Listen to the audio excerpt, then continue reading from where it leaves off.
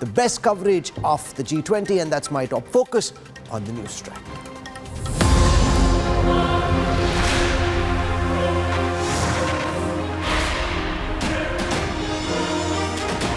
New Delhi all set for G20.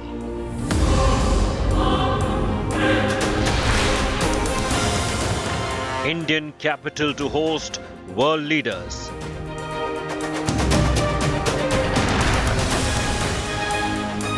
The world's eyes are on Bharat.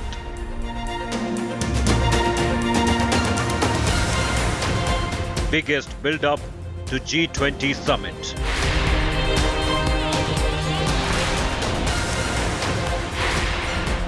Namaste G20. Big focus on NewsTrack. Let me take you through all the headlines we are tracking tonight. Prime Minister Modi back in the capital after a whirlwind tour of Jakarta. He headed straight to a review meeting of the G20 and is currently discussing with his ministers the last-minute details of the Leaders Summit. India today scores the first interview of a G20 head of state. Mauritius Prime Minister praises rising India, hails dosti, diplomacy and desi pride. Well, the song Bharat Ka Rane Wala Ho by Mahendra Kapoor in the film of Pura Barbachin, I think is very appropriate right now. After Udayanidhi's talent, DMK MP A. Raja compared Sanatan Dharma to HIV and leprosy. Congress distances itself from the comment. Modi ministers demand apology from the India alliance. Tamil Nadu Chief Minister comes out in defense of his son, says Udayanidhi only spoke about inhuman principles of Sanatan. Protests rage on against Stalin Jr. Aditya L1 shares stunning selfie with the Earth and Moon from space. ISRO announces the mission has attained a new higher orbit around the Earth.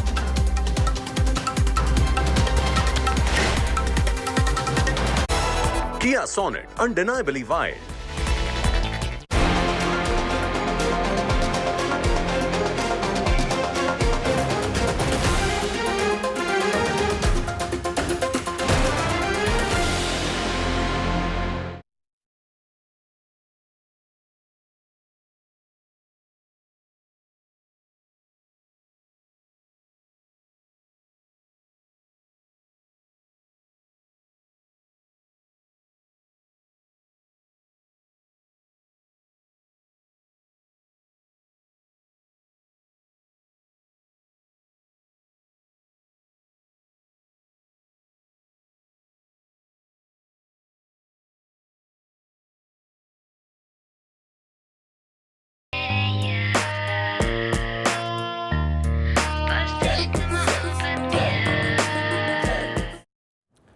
The countdown to the big G20 summit has begun as we speak. Prime Minister Modi, who's just come back from Jakarta, is reviewing preparations and meeting his ministers. By this time tomorrow, the likes of US President Joe Biden, British Prime Minister Rishi Sunak and many of the other world leaders would have landed in the capital. Delhi is all set to say Namaste G20.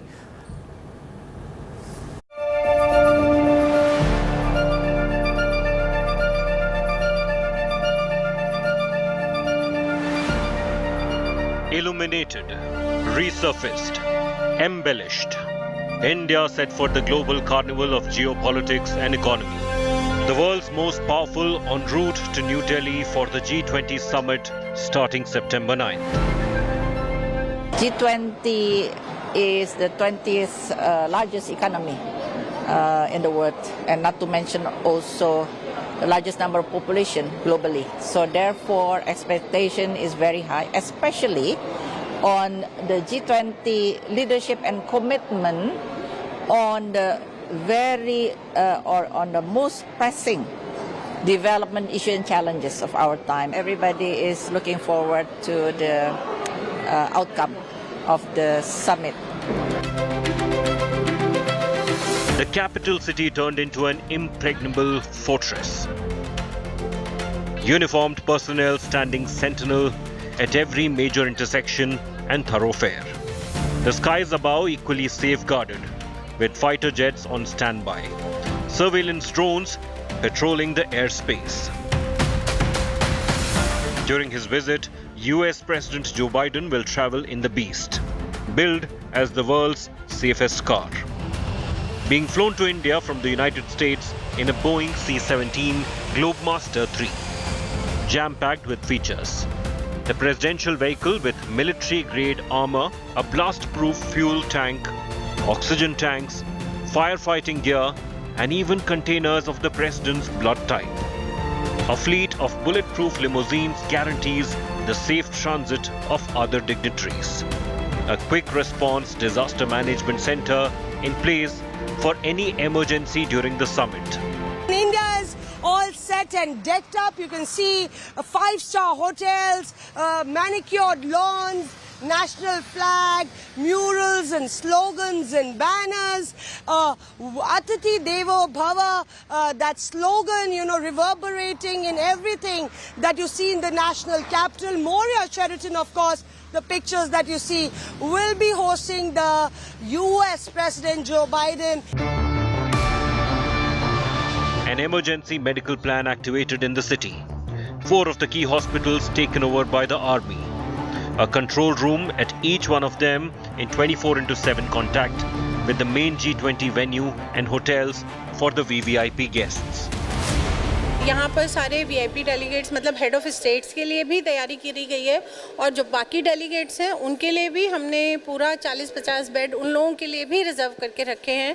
उसके अलावा disaster management में biological disaster से निपटने के लिए भी हमारा hospital designate हुआ है। For city residents, authorities have set up special mobile police posts in order to facilitate filing of complaints and FIRs, especially in zone with tight restrictions during the G20 event. ये देखिए, ये एक pilot project है जिसमें बस के अंदर थाना बनाने की कोशिश की गई है। ये आप देखिए, एक ड्यूटी ऑफिसर यहाँ पर मौजूद हैं जो सामने बैठी हैं, जो आमतौर पे हम देखते हैं कि दिल्ली पुलिस के जब हम थानों में जाते हैं दिल्ली के, तो वहां पर जिस तरीके से ड्यूटी ऑफिसर मौजूद होती हैं, इसके अलावा अलग अलग अधिकारी जिनका काम होता है थाने के अंदर, उस तरीके से बस के अंदर भी डिप्लॉय किए गए हैं, जो अपने काम को उसी तरीके से करेंगे जैसे वो थानों के अंदर अंजाम देते हैं। आप अपनी रिटन कंप्लेन दे सकते हैं और चूंकि ये पायलट प्रोजेक्ट है, आगे पीछे चारों तरफ यहाँ पे सीसीटीवी कैमरे लगाए गए हैं, हुटर्स लगाए गए हैं, ताकि अगर भीड़ के इलाकों में जाता है तो इसे रास्ता मिलता रहे। A city ready to welcome the world powers. A country embraces the global stage with a commitment to shape a brighter future for the planet. Bureau Report, India Today. The venue for the G20 summit is the Bharat Mandapam in Delhi on the 9th of September. This is where the world's top leaders will be welcomed. It boasts of state-of-the-art facilities including convention centers, exhibition halls and an amphitheater, and it's all decked up for the big show.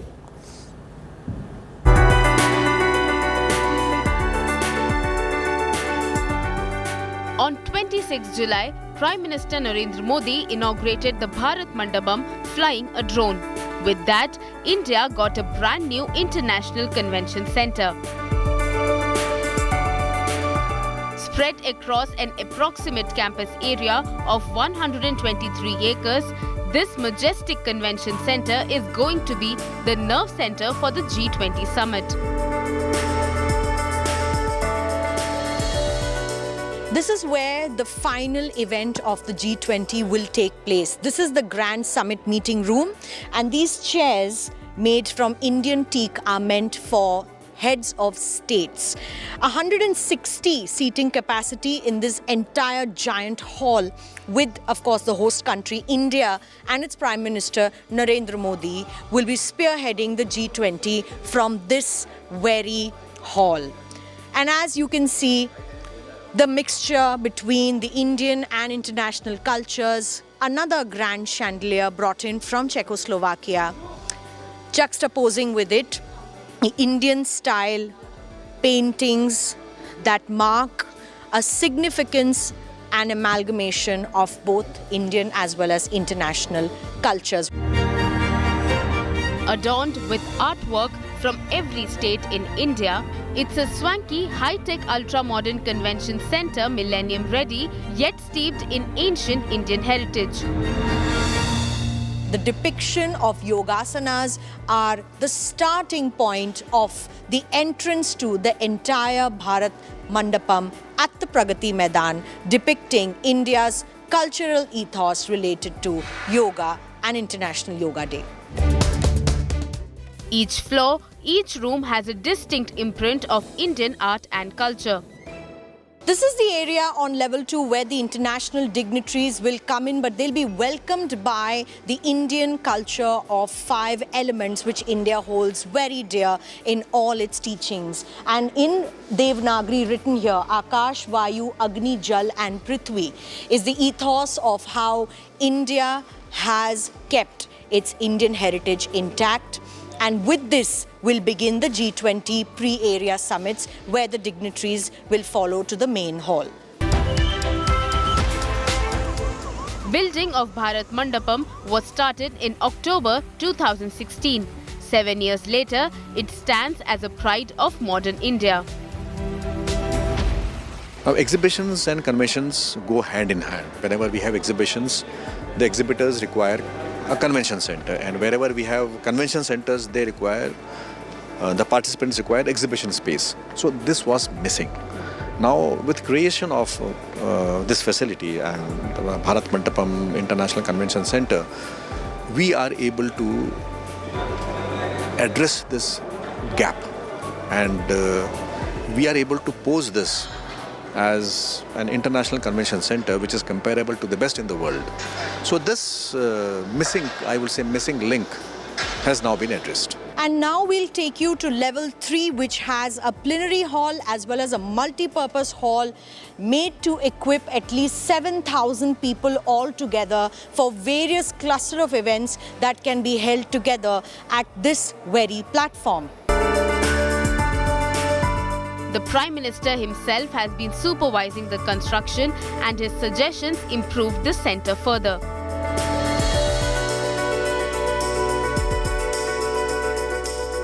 See, his focus has been on technology, and he said that wherever we have these artifacts and art buildings and all, we should have a QR code, so that people just scan and come to know about that facility. Right. And now we are putting those QR codes at all these exhibits. Yes, I did see them. Yes. Whether it's an outdoor amphitheatre or an indoor plenary hall, this Bharat Mandapam Convention Centre will be equipped with each and every technology that you see at the international level, whether it's Wi-Fi connectivity or QR code scanners.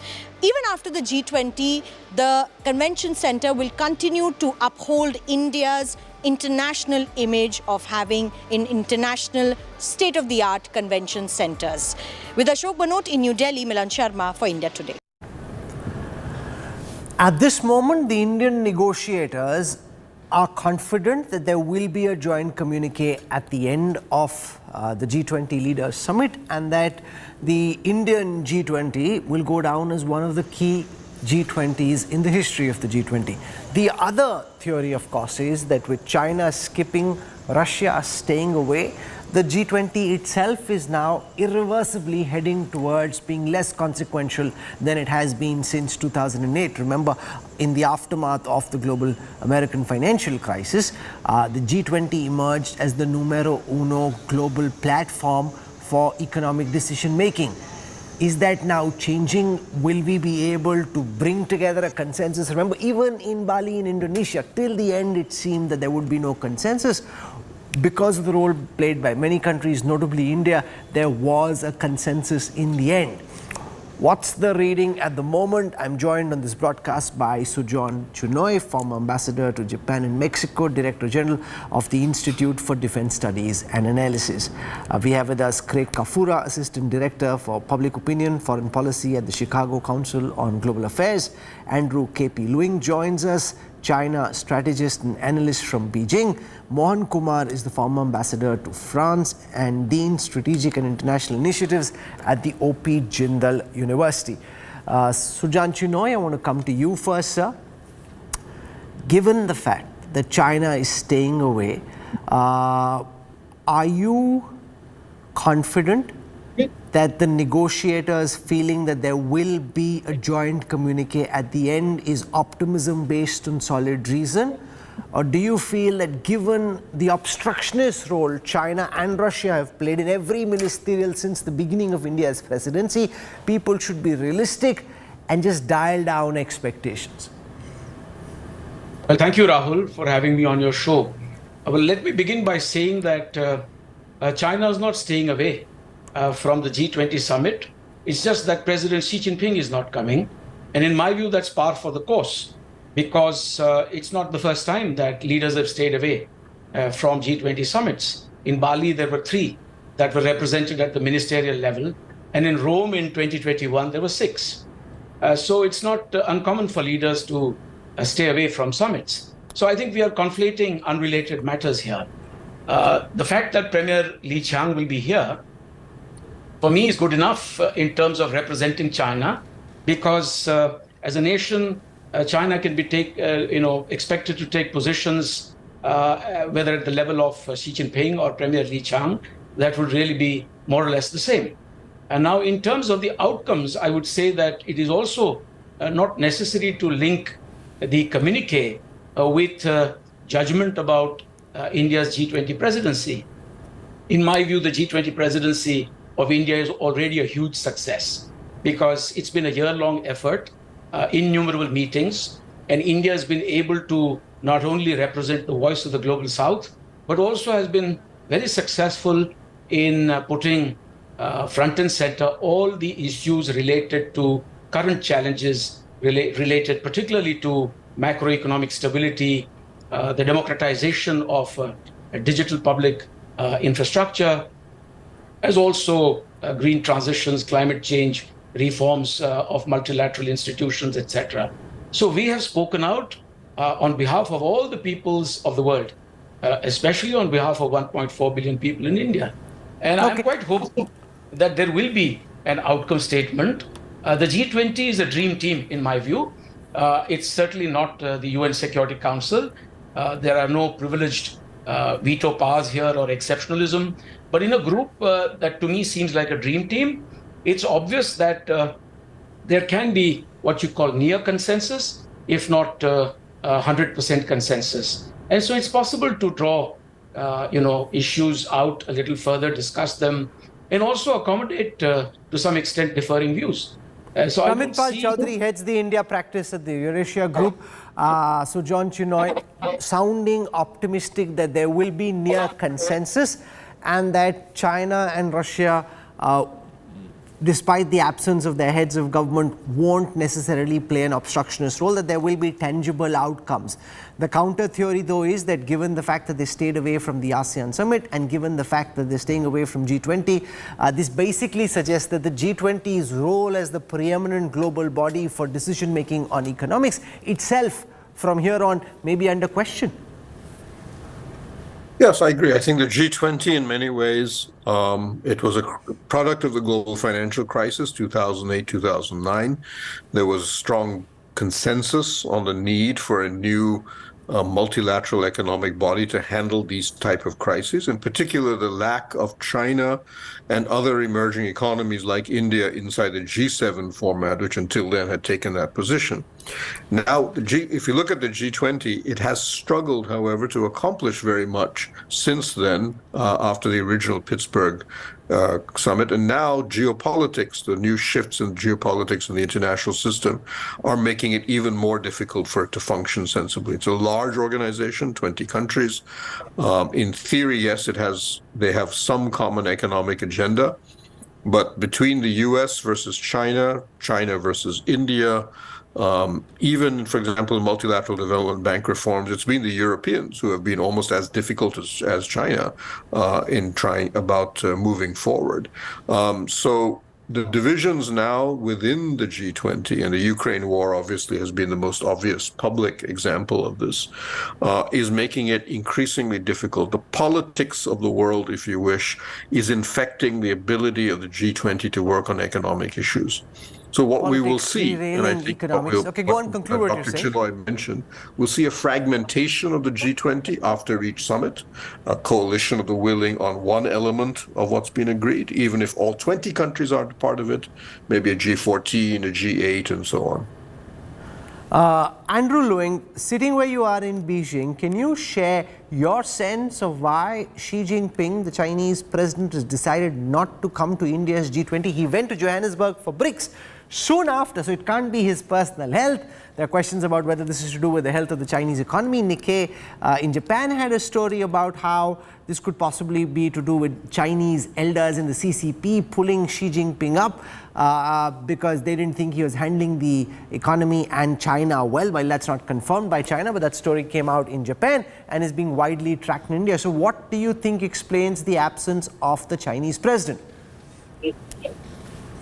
Well, first of all, China is not boycotting the G20 or trying to snub India. China is sending its prime minister over. And in fact, both President Xi and President Modi met recently in the past. And I think that this staying away at the moment is because of the biggest elephant in the room, which is the major, anything short of war, a conflict between the United States and China. The United States is almost at war with China now, be it technology, the South China Sea, ideology, and then allying with its Western friends and trying to derail China's trajectory, let alone security of President Xi's person. Because don't forget that even though India is not 100% allied with the United States, but neither is India a good friend of China. So sending in the Prime Minister represents the best kind of option, a very calibrated approach. But it doesn't mean that China is not valuing the G20, because China is now, of course... but there is a change in stance. So far, China was wanting to project, President Xi himself wanting to project the image of somebody who wanted to be a leader on the global stage, wanted to lead global multilateral fora, and he's attended every G20 except the one in Italy where, because of China's COVID lockdowns, he participated virtually. So this is a first. It's not common practice in the way that you're making it seem. It's a thought out decision. Nothing happens by happenstance in China. This has been thought through. The question is why? You're saying it's more to do with the rancor with the United States than to do with the current economic and military deadlock with India? Well, I think the biggest problem highlighted, of course, is the world is changing fast. It's no longer a U.S. hegemonic kind of order, but it's lending itself to more multipolar kind of approach to global problems. And China, of course, has seen its influence growing. G20 is not everything, even though it's a very important platform. But look at the recent the BRICS summit. Many countries are allying and trying to sign up for the BRICS, and of course, China has an outsized influence on the BRICS and in the Global South. So there is no need for President Xi to take on unnecessary risk in attending the G20 himself. Well, what's the risk? I'm sorry. He's not going to Pakistan or Afghanistan or to Syria. What's the risk? I'm sorry, Andrew Lewing, I don't understand. What's the risk you talk about? He's not going to the back of beyond. He's coming to the capital of India. I know. But as I was saying, that there was China is almost at war, or the United States is almost at war with China. And I think that sending in the Prime Minister is a very good compromise. I think that apart from the fact that, of course, China has got a lot of internal issues to attend to, but it doesn't mean, as I was saying, that President Xi is trying to... So you're saying part of it is to do with the economic distress in China, the fact that Country Garden, the real estate company, almost went bankrupt on the back of what happened with Evergrande, youth unemployment to 21%. After that, the data goes black. So all these signals of economic distress are part of the reason that she needs to stay home and try and fix the mess in the Chinese economy? Well, it is a combination of many factors. It's not just one single factor. I think the present decision of not attending the G20 in person is very carefully considered, calculated approach. On the one hand, it preserves China's influence in the G20, because don't forget, a great deal of the global South have China as the center of gravity as well, as far as on the economic front. But and as I said, as exemplified by the recent BRICS summit, China still have a great deal of influence. This kind of influence is unlikely to be changed by his personal absence in the G20, while he's represented by his Prime Minister. Mohan Kumar, from what I pick out, this reflects a bit of an emperor mindset. Go to BRICS because you set the agenda, you can expand the BRICS, bring more countries on board. Don't come to the G20 because this is more of a dialogue between equals. President Biden could ask some tough questions. Leaders of European countries could ask some uncomfortable questions. So stay away. Lead where you can, where you are Lord and Master, or at least try and be Lord and Master, and don't come to a place where you can be asked uncomfortable questions. How do you respond to the suggestion that came from Beijing, where Andrew Luing seems to suggest that this is to do with his safety, that he much rather decided to stay away? Thank you for having me. I think I agree with the China strategist on your show that there is a combination of factors at work here. I don't think it's got to do with India. It's ironical that the Chinese strategist on your show and the External Affairs Minister both agree that Xi Jinping staying away has nothing to do with India. I think what's happened to G20 is that 5 years ago, you could have said it's the economy stupid. Today, you have to say it is the geopolitics stupid. So I agree with you to the extent that I think China is more comfortable in fora like the BRICS. I think the US-China relationship has much more to do with Xi Jinping not showing up in Delhi. There are also uncomfortable questions about Chinese support to Russia.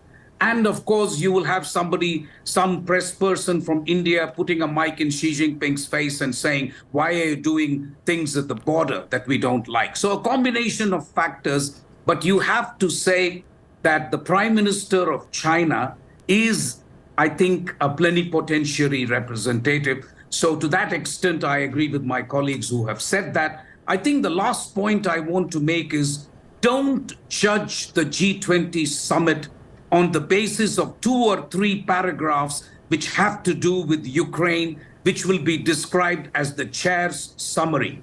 If out of 50 paragraphs, 47 paragraphs are an outcome document, the document takes into account SDGs, the document takes into account climate change, the document deals with the debt problem, and we need Chinese cooperation there.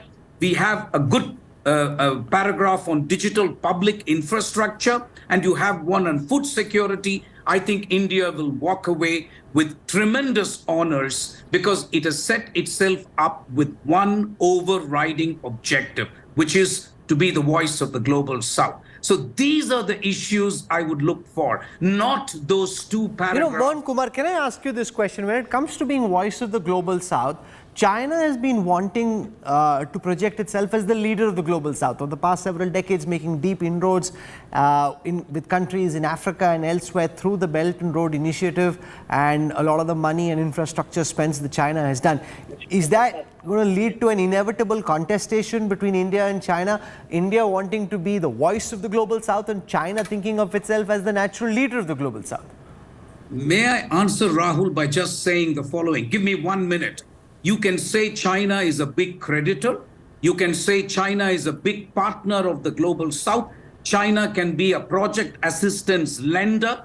China cannot be a leader for the simple reason I consider China as an upper middle income country with a 14 trillion economy. It does not belong to the global South. It can be a partner to the global South. So I really think you have to belong to the global South in order to be a leader. And I would contend that it is India which can fill that role. Craig Kafura, President Biden had a COVID scare, his wife testing positive. I'm told from what we heard from the spokesperson in the White House that he'll have to follow COVID protocols, which potentially means he may have a mask on for some of these meetings, may prefer to stay outdoors, etc. So how does that impact? He's staying over in Germany en route to India. Does this play any role at all, or do you think he'll be as raring to go as is possible despite what happened with his wife getting COVID? I don't think it's going to affect him at all. And I think if you listen to what he has said and what National Security Advisor Sullivan has said in the days leading up to the G20, I think you're absolutely right that the focus of their approach is not going to be on Ukraine or on bilateral issues with China. They'll deal with those in other fora. The focus of the United States coming into this summit seems to be firmly fixed on those issues of development, and especially development in the global south. The U.S. says that it warmly welcomes this proposal of permanent membership for the African Union, and the Biden administration is trying to, as they say, fundamentally reshape some of the institutions that it has used for the last several decades, like the World Bank and the IMF. I think the real question will be, how much room is there to modify those organizations in a way that satisfies all parties at the table? One of the challenges with the G20 has always been that you have a lot of voices in the room who all have a lot of different interests at stake in these institutions. That's what makes statements on substantive issues very difficult. Well, what's your reading of the absence of the Chinese president and the fact that the Chinese Prime Minister is the one who will be representing China during the G20? Well, I agree with your previous guests. I think Li Keqiang is perfectly able to represent China. Xi's absence is a little harder to read, and you do have these conflicting explanations about why that might be. I'm not sure it's an issue of, seat holders, things, but I do think there might be something to your view of this as not wanting to be in an institution where he's going to be maybe harassed by journalists, where he's not going to have that leadership role that he's able to step into in something like the BRICS Plus Summit, where in the media reports back home, they want to be able to report pages and pages of Xi Jinping leading the world, not Xi Jinping, one among others, not necessarily in that leadership role that he so clearly desires. The real question, I think, will be, does he attend the APEC summit in San Francisco this November? If he attends that meeting, then okay, whatever is happening at home, whatever kept him out of the G20, we can put aside. If he does not attend the APEC summit in November in San Francisco, then I think we have to ask real questions about what's keeping him from attending these meetings. Because although Li Keqiang can represent China, Xi Jinping is very clearly the man in charge in China. There will be an effect, I think, on China's ability to fully represent and fully commit to things without Xi Jinping's personal stamp on some of these issues. Pramit Pral Chaudhary, weigh in on this emperor mindset commentary that we are seeing, that Xi now sees himself as emperor of China, wants to be treated as emperor of what he considers is now a genuine, true global superpower, and therefore will come to BRICS where he thinks he can be lord and master, but will not come to G20 where he's important but not first amongst equals. Well, I think what we are definitely seeing with China is an attempt to create a alternate international order, if you wish. So it's very clear, I think, from what India and China in their clashes, for example, within the BRICS, with Brazil and India on one side and Russia and China on the other, and usually South Africa decided to defect to the Russian camp and the Chinese camp in this last BRICS, where China has basically said, we want to convert the BRICS into a G7, a non-Western G7 grouping, but with a very clear anti-Western rhetoric inside it, within it. It's already trying to do that within the Shanghai Cooperation Organization, where India is a reasonably minor player. And obviously it's facing some resistance. I think India in many ways is probably the most strongly resistant among the emerging economies to this idea, though Brazil not far behind. In the G20, you have a situation where, if you look at it, roughly 10 members are anti-Chinese or anti-Russian, especially over the Ukraine issue. The other another eight are trying to leverage the differences between Russia and China and the other 10 to get something for themselves. So for Xi, I think it looks at it and he says, this is not an organization that, well, yes, I'll be a member of it, and I will try to ensure that it doesn't affect Chinese interests too much, but it's not an organization I wish to invest too much in. The question, Okay. I think, for him will be what type of an alternative to G20 would China have in mind over time? But I think it's right now it doesn't have an idea, but it will at some point. Sujan Chinoy, how should the success of the G20 be judged? For those watching, given the very clear fact that there are tensions amongst these countries over the Russia-Ukraine war, there is lack of consensus on that. So keeping that aside, when you look at the outcome document, give your sense to our viewers about how the success of the G20 should be judged. Look, if I were to put on my hat as the Think 20 chair for India's G20 presidency, let me tell you straight away that there is a lot more consensus out there among the academicians, among the experts, among the civil society organizations than there may be at the level of governments. And mind you, all these global challenges that we are speaking of, whether it's food, fuel, fertilizer, finance, these are not going to be tackled, nor is climate change going to be tackled simply by governments. You require the people of the world, the experts around the world to collaborate. And we have seen in the Think 20 much greater consensus. So I'm very hopeful. I wouldn't judge the G20 presidency simply on the basis of an outcome document or a couple of paragraphs there. As I said at the beginning, it's a year-long effort. India has succeeded in putting a spotlight on key issues, and that's what counts. That's the legacy that we're going to hand over to the next presidency. But may I just chip in here with a couple of other important points? You see, it's also in the interest of the United States, especially when President Biden flies all the way to New Delhi, to ensure that there will be some kind of consensus. So I see President Biden also doing a little bit of heavy lifting during his presence here to ensure a successful outcome. It's not in the US interest to see that India's G20 presidency is maligned by those that doubt its success. Number two, the fact that the Chinese premier will be here is not to be underestimated. Before Prime Minister Modi took over as the Prime Minister of India, mind you, the Chinese always engaged the Prime Minister of India at the level of the premier, not at the level of the president. It's only Mr. Modi who has been engaged at the level of the president. And the third point I'd like to make is that it's not in China's interest to see the G20 fail completely, because sooner or later, as is want with these musical chairs, it's going to come around to China's turn as well. And it's not in China's character to abandon any global space or any major framework. The G20 is far too important to China, and it will become even more important with the induction of the African Union. So mind you, China is not going to walk away from the G20. And I think we are also highly overrating the chances of the BRICS emerging as some kind of great alternative to the G20. Look, India is in the BRICS. No, not as an alternative to the G20. The question is, can it be a Chinese alternative to the G7?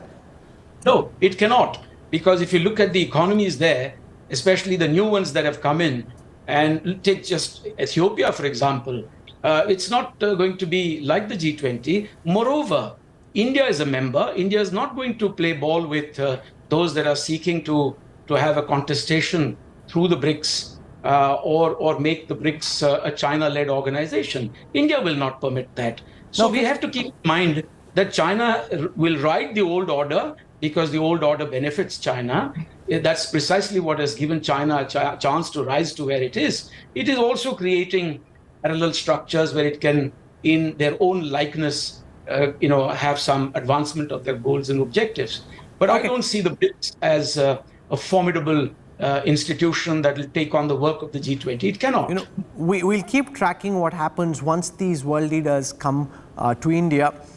Some of the leaders who've been invited as special invitees to the G20 are here. They've started speaking to India today. I want to bring you excerpts from an interview with Pravind Jugnauth, the Prime Minister of Mauritius, the first head of government to speak to India today, to speak to any Indian media. Here is our Foreign Affairs editor Geeta Mohan in an exclusive conversation with the Mauritian Prime Minister.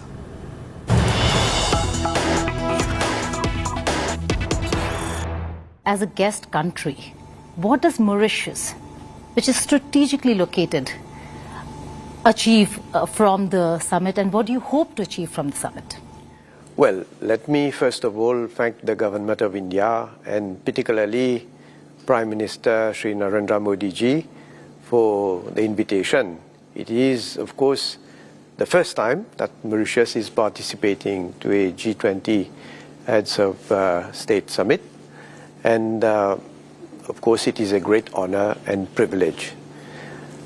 We are looking forward to constructively engage with G20 members in order to foster global cooperation and see that the challenges that we face, particularly as a small island state, are in fact addressed.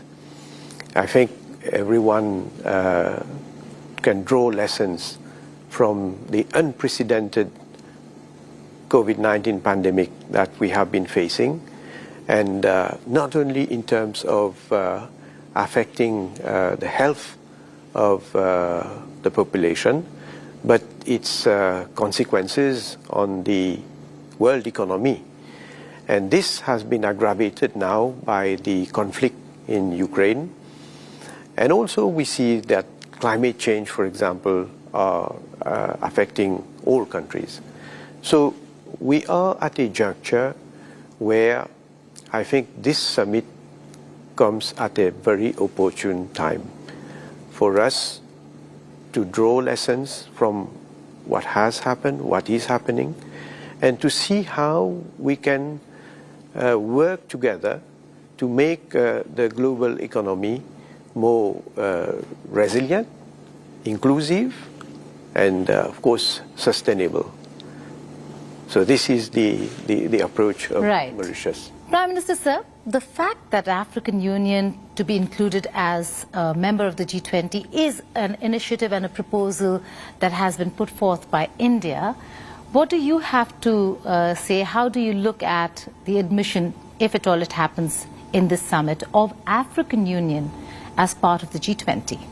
I must say I'm very appreciative of the initiative of Prime Minister Modi, because Africa is a huge continent of maybe more than 1.3 billion people, so many countries, and yet we are not part of so many of the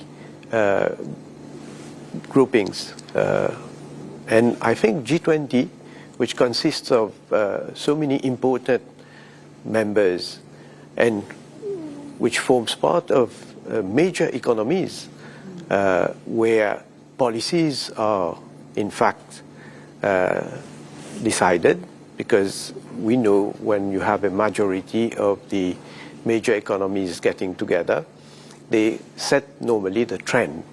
And I think Africa has to be part of it in order to be able to voice out the views of not only Africa, but of those whose voices are not normally heard at those instances. So I am obviously very supportive of the fact that this initiative is on the table, and I hope that Africa would eventually become a member. Personally, as the Prime Minister of Mauritius, do you think you would want to bid as Mauritius as a country to be a member of the G20 separately? Well, this is an issue that has to be discussed, first of all, at government level. And so we have to take time, and of course we will consider, but as it is today, there is no stand that has been taken with regard to that. On a lighter note, if I could ask you, you're of Indian origin. Do you or your family, does anybody watch Hindi films or Indian cinema? What's your favorite film or favorite song, if you have any? Well, the song Bharat Ka Rane Wala Hu by Mahendra Kapoor in the film of Pura Bar Pachin. Bharat ka rehne wala hu, Bharat ki baat sunata hu. I think is very appropriate right now. Okay, that's and nice. Yes, I do, of course, I do listen to a number of songs from time to time, but I won't say that there is one particular favorite. But you know, Mauritians are very fond of Indian movies, and they have been watching Singham series, And I had the pleasure of meeting Rohit Shetty when he came to Mauritius, because he is now planning to shoot the next series of Singham in Mauritius. And who are the stars? Are they big with faces? the stars, there are stars coming to Mauritius, but I think I will leave him to then, publicly say who are the stars who are coming. But again, this is going to put Mauritius on the map in terms of publicity.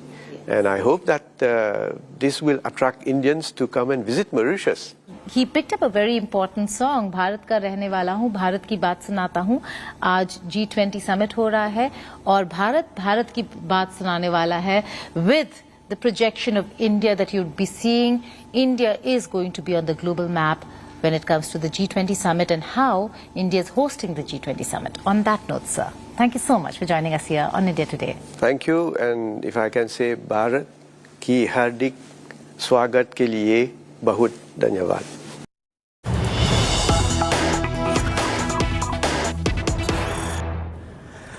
The Prime Minister of Mauritius trying his hand at a bit of Hindi there. We're slipping into a break. We'll have more for you in our live and continuing coverage of Namaste G20. Stay with us, back in a moment.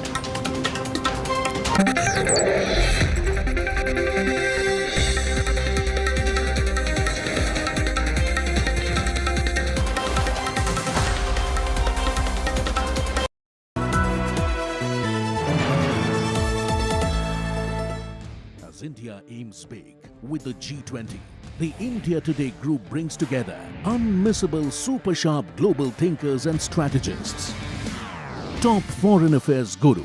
It has to be a world with a greater sense of purpose, of vision, of values. Leading expert on global political risk. Xi Jinping is not surrounded by a bunch of reformers right now. Leading global economists. India's economy should be able to grow. Ex-President of the United Nations Security Council. This is an indication that relations between China and India still remain very troubled. The Indian imperative, debated like never before. Only on India Today.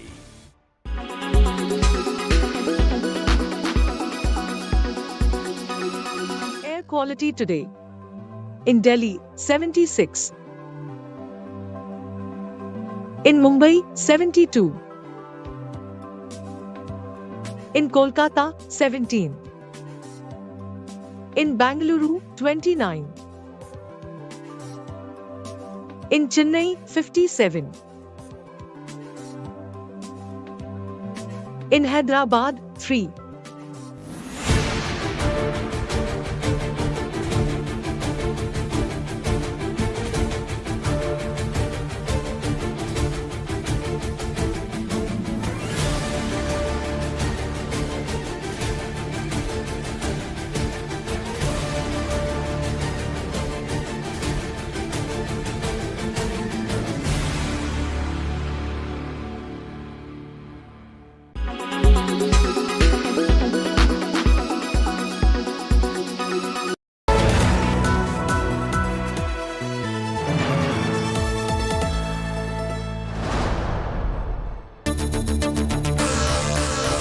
The new world order starts here. And a rising India is leading the way. A new template for a changing world. India in the front seat for global peace and prosperity as world leaders line up for the big event. India Today gives you the only ringside view. The faces, the voices, the big news breaks. Unrivaled build-up to the G20 summit. Namaste G20. Continuing coverage only on India Today TV.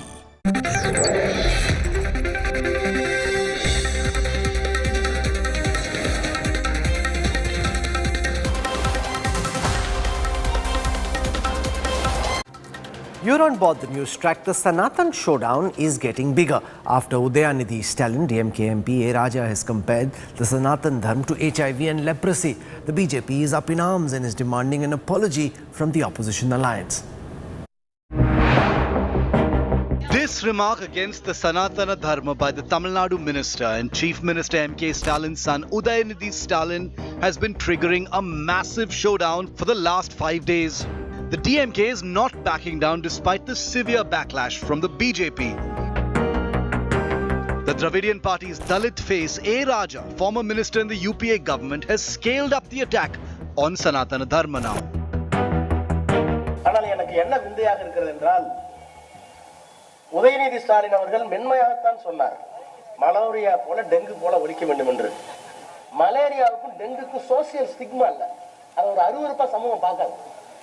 அருவருவாக பார்க்குற ஒரு சனாதனத்தை சொல்லணும்னா முறைப்படி ஒரு காலத்தில் தொழுநோய் இருந்தது, இப்போ ஹெச்ஐவி இருந்தது.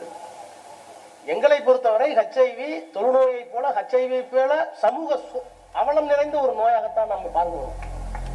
ஒன்று. The BJP is raising the heat and has questioned the silence of the Gandhis on the comments made by their close allies. आपकी कांग्रेस पार्टी को क्या हो गया है? हिंदू आस्था, हिंदू विश्वास, सनातन धर्म, सबों का अपमान।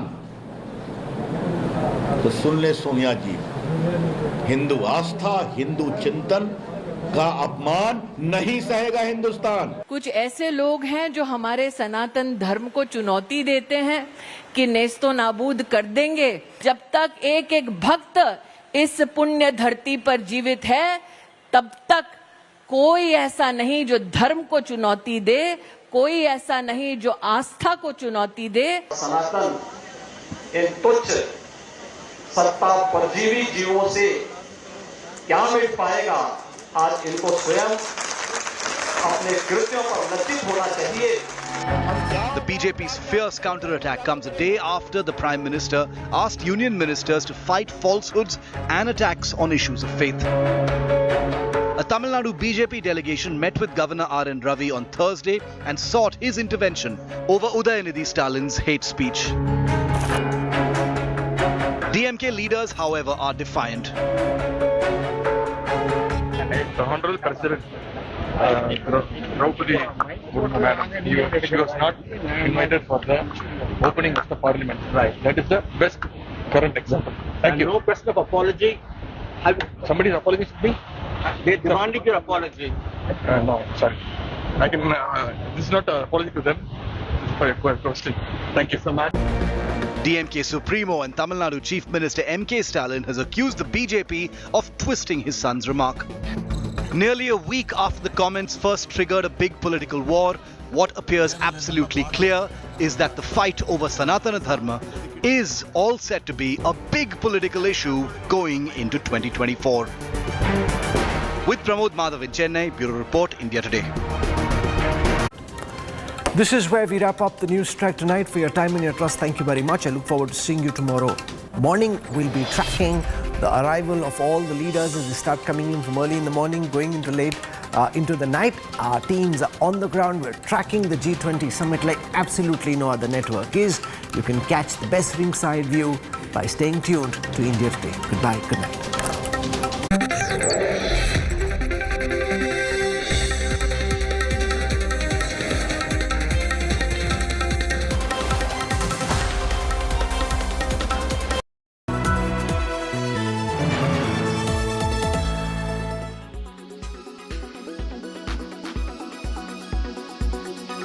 I want you to start by responding to the assertion that, picking one name is essentially a Mid-Eastern thing to do. It's not an Indian thing to do. The Indian sensibility is one of plurality, multiplicity, diversity, and therefore it shouldn't be about prioritizing Bharat over India. We've seen multiple ministers, spokespeople. We saw Mohan Bhagwatji, the RSS Sarsang Chalak, say push India, drive India. That seems to be a cultural political agenda at this point in time. The invitation from President Draupadi Murmu says President of Bharat. The Prime Minister's cards for the ASEAN Summit say Prime Minister of Bharat. The same was the case when he went for the BRICS Summit. How do you see this play out? Is this an attempt really by the right to push up and reprioritize the usage of the name Bharat? Well, I don't even understand what the debate is about. I mean, the fact is that Bharat is a well-established name for India. It's there in our constitution. So is India, by the way. The constitution starts with India, that is Bharat.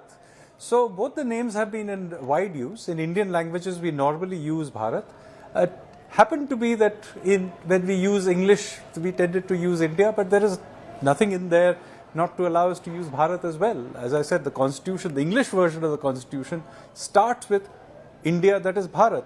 So, it is, I think we should be happy enough to use the name Bharat commonly. And by the way, we are hardly the only country in the world that has multiple names. I mean, you have the United Kingdom, which is also called Great Britain. You have Netherlands and Holland. You have Japan and Nippon. So, we can also use Bharat and India interchangeably when we wish, wherever we want. So, I don't see why somehow the use of the word Bharat is somehow seen as an intrusion into the English language.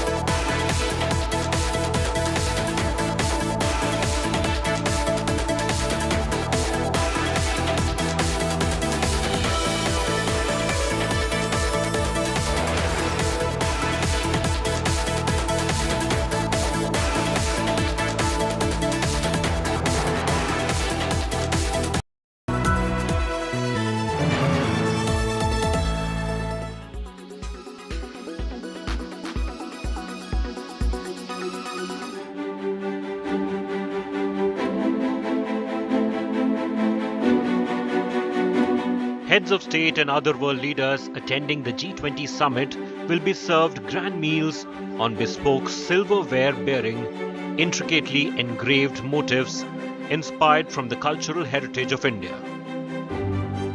About 15,000 silverwares crafted by 200 artisans have been made on the occasion of the G20 summit.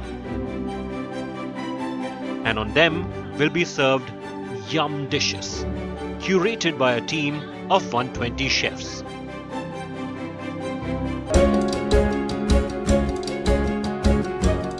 Delegates will have a total of 500 dishes to choose from.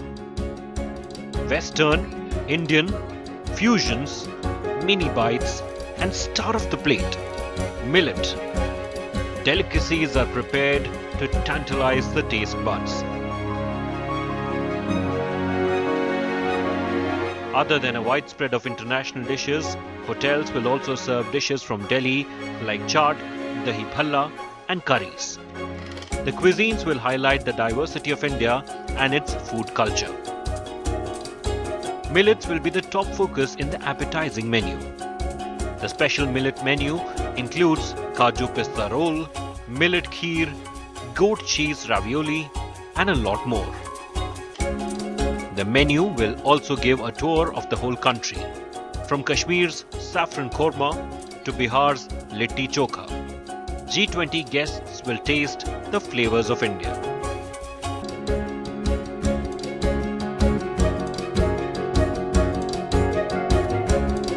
Not only the hotels, even Delhi's famous street food is getting ready for the G20. Old Delhi has decked up in a new look, ready to dish out famous Delhi 6 culinary to G20 delegates. The local vendors too are being trained in foreign languages. From the 5-star to coffee shops to street vendors, the capital of the country is culinary ready for the 18th G20 summit.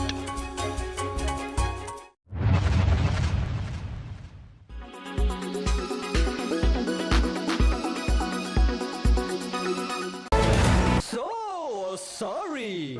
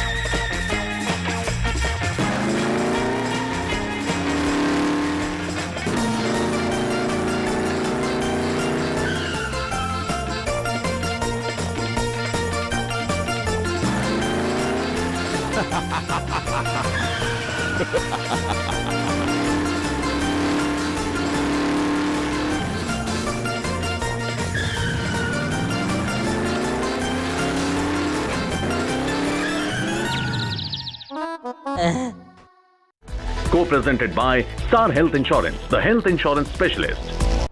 Co-presented by JK Tyre Ranger Series, stay wild at heart. Co-powered by PolicyBazaar.com, her family hogi insured. Co-powered by the bold look of Kohler.